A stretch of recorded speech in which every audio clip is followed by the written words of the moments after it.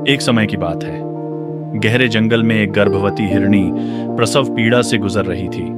शाम हो चुकी थी, तेज हवा चल रही थी और काले बादल पूरे जंगल पर छा गए थे। ऐसा लग रहा था जैसे भारी बारिश और तूफान आने ही वाला हो। रह रहकर आसमान में बिजली चमक रही थी। सभी जानवर अपनी अपनी जान बचाने के लिए अपने घरों में चले गए थे, लेकिन यह बेचारी हिरनी दर्द से जूझ रही थी और अपने बच्चों के जन्म का इंतजार कर रही थी। तभी आसमान में जोर की बिजली कड़की और जंगल में कहीं एक पेड़ पर गिर पड़ी। तेज आवाज और चमक के साथ पेड़ जलने लगा और देखते ही देखते जंगल में आग फैलने लगी। हिरनी के पास कोई और रास्ता नहीं था। उसे अपना घर छोड़कर भागना पड़ा। थकी हुई और दर्द में कराहती हुई वह भागते भागते नदी के किनारे पहुंची, इस उम्मीद में कि शायद वहां पानी पी सके और बच्चों को जन्म देने के लिए कोई सुरक्षित जगह मिल जाए। उसने पानी पीने के लिए जैसे ही नदी की ओर सिर झुकाया, उसे पानी में अपनी ही बेबस और डरी हुई तस्वीर दिखी। उसका घर जल रहा था, आग फैल रही थी और उसके बच्चों का जन्म किसी भी पल हो सकता था। उसे समझ नहीं आ रहा था कि क्या करे। तभी उसे बाईं ओर झाड़ियों से एक आहट सुनाई दी। आंख के कोने से देखा तो एक शिकारी वहां छिपा हुआ था और उस पर तीर साधे खड़ा था। उसका दिल जोर जोर से धड़कने लगा। डर के मारे वह धीरे से दाईं ओर भागने के लिए मुड़ी, लेकिन दाईं ओर की झाड़ियों में एक शेर छिपा बैठा था जो उस पर झपटने को तैयार था। हिरनी वहीं जम गई। चारों ओर खतरा ही खतरा था। एक तरफ शिकारी, दूसरी तरफ शेर, पीछे जलता हुआ जंगल और सामने मगरमच्छों से भरी गहरी नदी।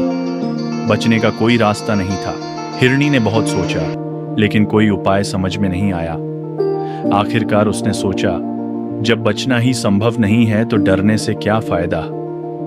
जो होना है उसका सामना शांत मन से करूंगी। ये सोचकर उसने धीरे धीरे सिर झुकाया और पानी पीने लगी। हालांकि डर अब भी उसके भीतर था, लेकिन उसे शांत खड़ा देख शिकारी ने अपनी पकड़ और कस ली और तीर छोड़ने ही वाला था। जैसे ही उसने तीर छोड़ा, उसी क्षण जोर की बिजली कड़की। शिकारी घबरा गया, उसका हाथ कांप गया और निशाना चूक गया। तीर रास्ता बदलकर शेर के शरीर में जा लगा। शेर जोर से दहाड़ा और शिकारी को देख लिया। वह तुरंत झाड़ियों से बाहर कूदा और शिकारी पर टूट पड़ा। शिकारी अपना सब कुछ छोड़कर जान बचाने के लिए भागा और शेर उसका पीछा करता हुआ जंगल के भीतर चला गया। उसी समय तेज बारिश शुरू हो गई और जंगल की आग धीरे धीरे बुझने लगी।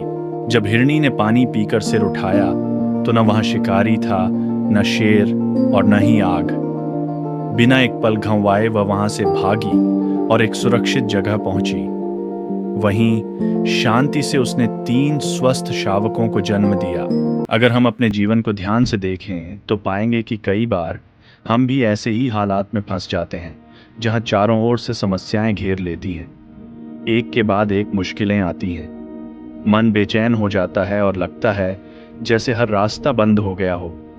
ऐसे समय में खुद को असहाय महसूस करना स्वाभाविक है, ठीक उसी हिरनी की तरह जो आग, नदी, शिकारी और शेर के बीच फंसी हुई थी।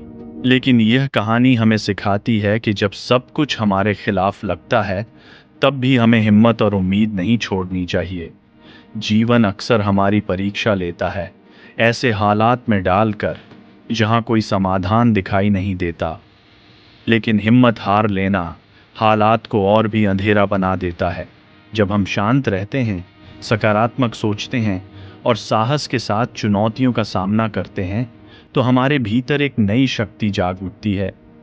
सकारात्मक सोच समस्याओं को जादू की तरह खत्म नहीं कर देती, लेकिन हमें उन्हें समझदारी से सुलझाने की स्पष्टता जरूर देती है।